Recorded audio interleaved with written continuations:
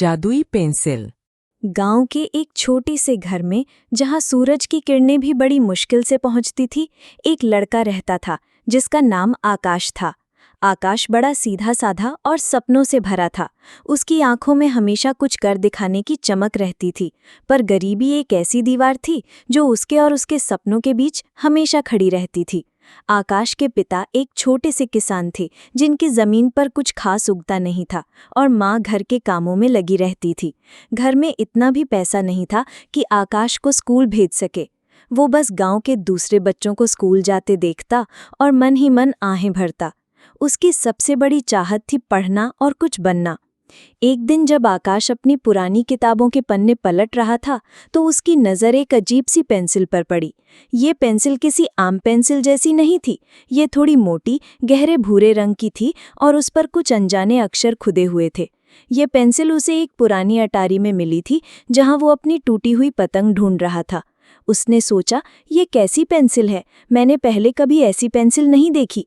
जिज्ञासावश उसने उस पेंसिल को उठाया और अपने पुराने रजिस्टर के एक खाली पन्ने पर कुछ बनाने लगा।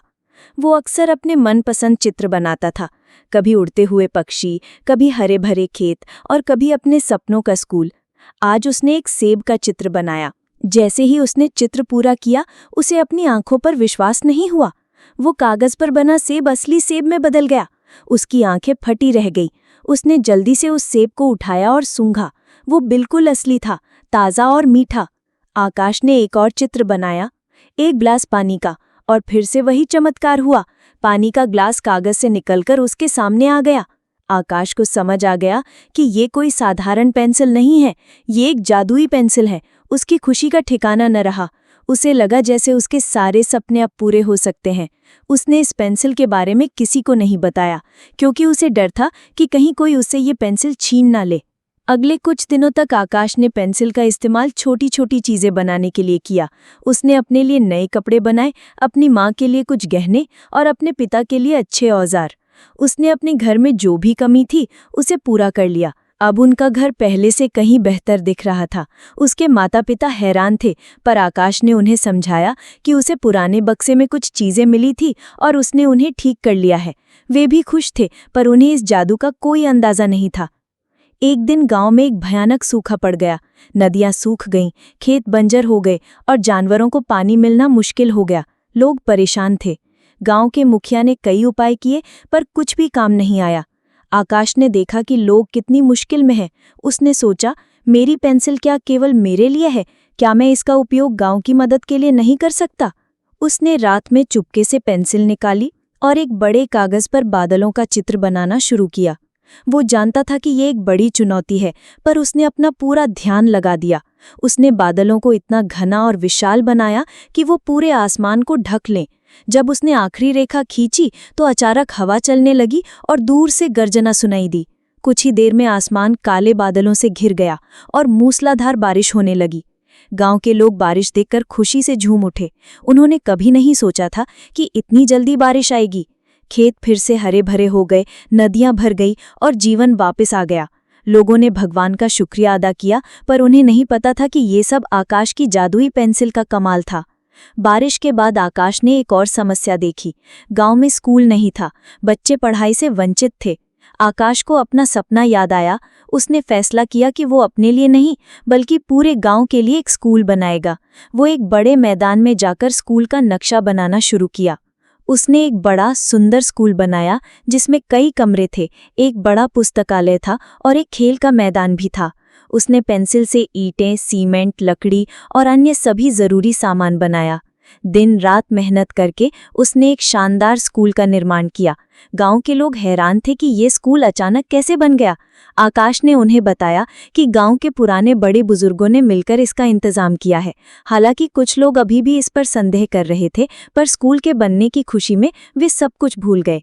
स्कूल बनने के बाद सबसे बड़ी चुनौती शिक्षकों की थी। आकाश ने फिर अपनी पेंसिल का सहारा लिया। उसने शिक्षकों के चित्र बनाए, हर विषय के लिए एक शिक्षक। उसने उन्हें इतना कुशल और दयालु बनाया कि वो हर बच्चे को प्यार से पढ़ा सकें, और फिर से वे चित्र असली शिक्षकों में बदल गए। अब गांव में एक सुंदर स्कूल था और कुशल शिक्षक भी थे। बच्चों ने खुशी खुशी स्कूल जाना शुरू कर दिया। आकाश भी अब स्कूल जाता था और खूब मन लगाकर पढ़ता था। वो जानता था कि ये पेंसिल एक अनोखा वरदान है, पर उसे ये भी पता था कि इसका इस्तेमाल केवल अच्छे कामों के लिए ही करना चाहिए। एक दिन गांव में एक बुरा आदमी आया। उसका नाम शंभू था और वो एक लालची व्यापारी था। उसने सुना था कि इस गांव में अजीब तरह की चीजें बन रही हैं और उसे शक था कि कोई माजी की चीज यहाँ है।